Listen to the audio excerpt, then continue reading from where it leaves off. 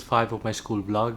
But technically we are on week 7 at school online. We are ending this exercise 1 in this vlog, wherein I asked my students to make a final model and see the overall interpretation of folding architecture and continuity of material, how truthful it was. And I want to see if there was integrity and honesty in the process, and there was negotiation of spaces, etc.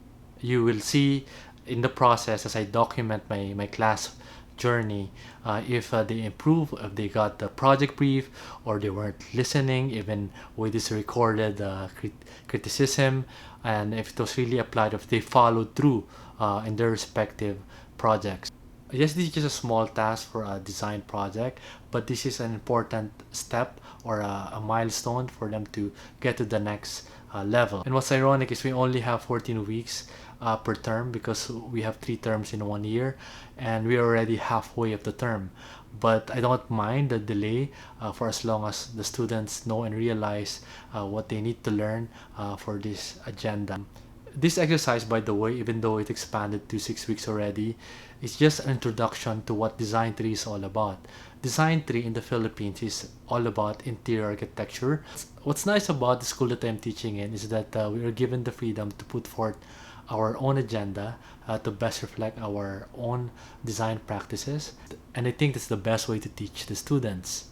So when I interpret architecture interiority, my analogy is always trying to dissect a human body, the anatomy of the human body, and then when you cross-section it, you can see it's all organic. You cannot imagine geometric or rectilinear forms, and that's how I want the students to see that architecture can be pure, and that architecture can be consistent from the exterior all the way to the interior. I want them to think of architecture as a separate element, that when you have a space, you have independent elements inside, because in my own philosophy, movable objects can be transported to another space, and the philosophy of my architecture interiority is that it's part of the architecture whole. Let me clarify that we're not trying to force our own agenda to the students.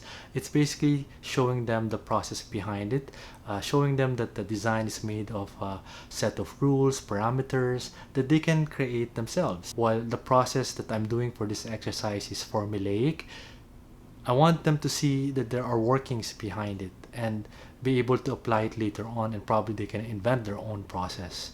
For this submission, I want to set 3 major criteria. One is fold, the other one is continuity, and the other one is usage of the folds. Folds basically self-explanatory. We want to go beyond the conventional relationship of wall and floor. We want them to feel as if they are connected, and all the elements in the interiors have to be connected as well. Then continuity of materials is still applied. It's very important because it's like the rule and it's like the parameter. They cannot break the fabric, they cannot break the sheet, and how do they do that? So it's a challenge for them. So I know it's an actual project, this is not possible because you have a lot of constraints, and then you have to also meet space requirements by the client. But I'd like to believe that there are ways to do it so that you can still express the purity of the folding. One thing that probably the students keep forgetting is the usage of the folding gesture. And you're folding because you want to negotiate spaces. You want to blur the boundaries between 2 rooms or even floors above and below. Again, fold, continuity, and negotiation or usage. Basically, when you try to classify a building, you know it's a conventional building when it's just boxy, and then probably see another building that looks different because of its shape. But what if you see a building that it's all connected, floors and walls, and then it's expressed in the outside? That's how consistent you need to be when it comes to concept. Because I've seen a lot of buildings, especially employing folding language or folding gestures, but it ends up into something very cosmetic and something that's just a facelift of a building, but it really serves no purpose except to make it look cool and nice. I would like to believe that folding architecture is beyond that, and this is what the exercise is all about. It's not some sort of a grading, but more of leveling, if it's how many percent of the expectation was met, or how many percent is it still faithful to the concept. So let's go to the first student. No, because this looks like a building. You can see the enclosed areas and you only have a ramp on one side. This is an opportunity for the student to make an S profile for the model. You can see that it is already walled up. That's why it's an enclosed volume already. Although there are some areas that are still open on the side, but you sort of lose the impression that this is actually a continuous material. But I appreciate that there are ramps that are going up and down that was cut off the surface, and there are also some surfaces that are also cut off from the continuing material. This is a close-up version wherein you can see that there's an overlapping surface. They are on top of one another, and you don't see any indication that it was stripped off from the floor. So this is an addition. Same case with this view. This is what I was talking about. The one at the bottom, even the one on top. It's actually a glued C profile on top of a floor. You look up close, you can see that the ramps are cut from the ground. And again, this is like a very conventional, typical room, enclosed walls. There was no negotiation of the folding. I think for a final submission, give it probably 40%, only because it can almost look like a conventional building, and the moment you detail those stairs, it's an actual stair, it won't read as a folded element. And then we have this very complex model showing one side with a different kind of folding language and the other one in a more X and Y axis type of folding language. One is more faceted and the one is more linear. And it's an interesting combination. It's just that still not very faithful to of the project, which is to make it really continuous. You can see on the lower left corner, that box is actually a niche on the other side. Unfortunately, there's no images to prove that. Then probably it is a folded element that created that niche, but it looks like an inserted box. It's the same case with the other side, the one at the bottom in the rectilinear side. It's like an inserted box. Redeeming part of this submission, like the ground level, you have that folding element. How I wish that it was continued upward. You can see that the benches are an addition, so it failed that brief. And probably except for that one leaf, this could be acceptable. You see that faceted wall with a triangular opening. That's the way to do it, because you don't want to break the language of those creases, of those folding lines. And then when you create an opening, then probably you can choose that shape. Similar to the Prada store in Aoyama, Tokyo, designed by Herzog and de Miron, wherein they have those diamond-shaped structural element, and then the openings were actually punctured voids. So this is a very basic example of what the student did, but the one that is coming out from the triangle is a ramp. But how I wish it is not a ramp, it's also a triangle that's sort of folded out of that void. But of course, it was thinking of function. That's why you have that long ramp connecting to the next floor. This will prove that this is not really continuous exterior envelope, because you have this opening that will prove that those elements inside that were added are abutting the wall. So it's not really part of the continuity. When you're looking at this angle, it's very obvious that it's not meeting the project brief. There are ways to have this kind of design wherein it's actually a deception, wherein the moment you rotate the model, you can actually see the continuity, but it's not the case with this work. But for this project, and we see a lot of effort in terms of folding, misses the part on the negotiation of spaces and the continuity and the integrity of the folding. Then probably I can give this work 60%.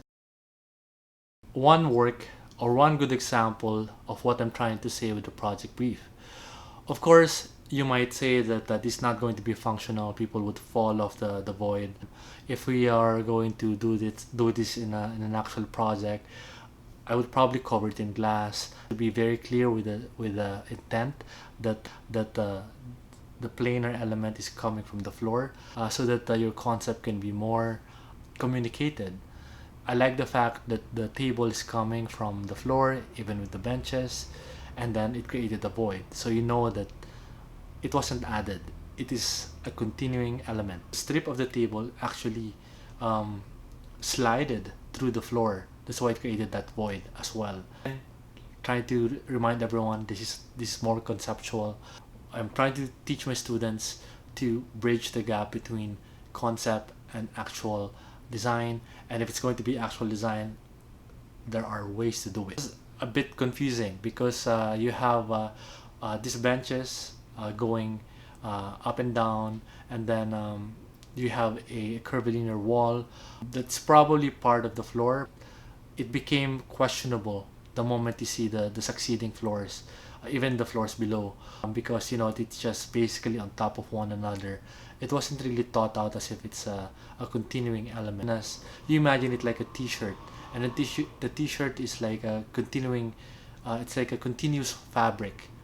I want them to think of the cardboard model as a continuing paper that they cannot break.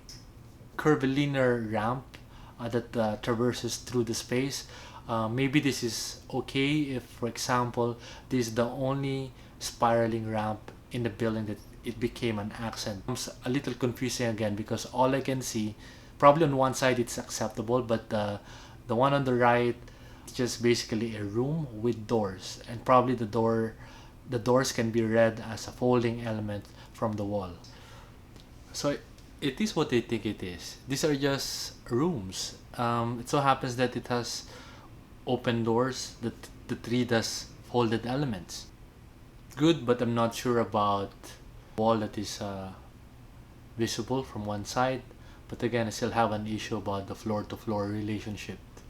Without minding the other elements in the composition, if we're just going to look at the wall, I like the fact that those 9 openings is actually opening up to the other side with its folded surface. So the cutout element is actually on the other side. So overall, there are some redeeming qualities when it comes to folding for this submission. So I would give this work 70% folding. My issue with this work is that a lot of these elements can be read as conventional building elements. The moment you are inside, there's really no realization of a very unique space. You don't really appreciate the folding because the moment you are inside, you're given XY axis folding, and it wasn't really exuberantly expressed. If she really wanted small details, probably she could have used that. I was having an issue about the bigger folds not translating in the interiors, meaning they have their own scale, that's why it's smaller. Had it been translated all throughout, whether she decided to make it smaller or bigger, then the concept will be more consistent. Like I said, I'm judging it based on how it's going to be experienced. As when you are inside, conventional, interesting modern building, but not necessarily folding. But you will realize that the customized furniture are also folded concept. But you appreciate the furniture, not the architecture. But try to imagine if the same scale of the furniture folds were applied in the entirety of the building. It's a different story. Is it a folding concept material? Probably just 50%. Again, the moment the stairs are constructed as actual stairs, you won't see the folding. So this is looking like a conventional building. Folding, totally obliterated. I've got nothing to say. So the only concept, the percentage at the level of folding concept in this work is just 10%. I think I mentioned last time, especially this particular student, that it's okay to use different materials to express that they are a different set of folded gesture. So I think that this is what he's trying to do here, except that when you look at the interior details, such as the bench and the tables, Basically really just an addition, and you can't really see the relationship of the interior elements with the flooring above it or even below it. Prior to the submission update, this student actually consulted me about his direction, and when I'm looking at this work prior to the update, it's actually looking better because he's expressing the scale of the exterior envelope. See from the outside how dynamic the planes are. So try to imagine if it's going to be all glass at the facade, and then you are seeing these ramps inside with people moving up and down. It will be an interesting. The update feels like a lazy work because that it was just added. There was really no thought process when it comes to dividing the spaces. So again, if you remember my critique from the past two episodes, I was already complaining about how conventional this building is from the outside, because we've seen a lot of terracing buildings around the world, and it's very hard to read this as a folding architecture. So I can only give it 50%. This is a work that feels as if the exterior envelope, specifically the outer walls and then just the floors, are separate from the interior elements. That there was no negotiation spaces that happened, and those curvilinear elements, those coils that are happening inside, are totally different. That it end up into a messy composition, and you don't know what it wants to be. When it comes to functionality, it's questionable because they all look sculptural. And then when you look at it from afar, it looks like a messy work. Folding gestures are there, but for the expectation for this final work, the folding concept is probably around, precisely because it wasn't used as a tool to divide or negotiate the spaces. Basically, they're just all decorative elements, just for you to say that there's something folding inside the space.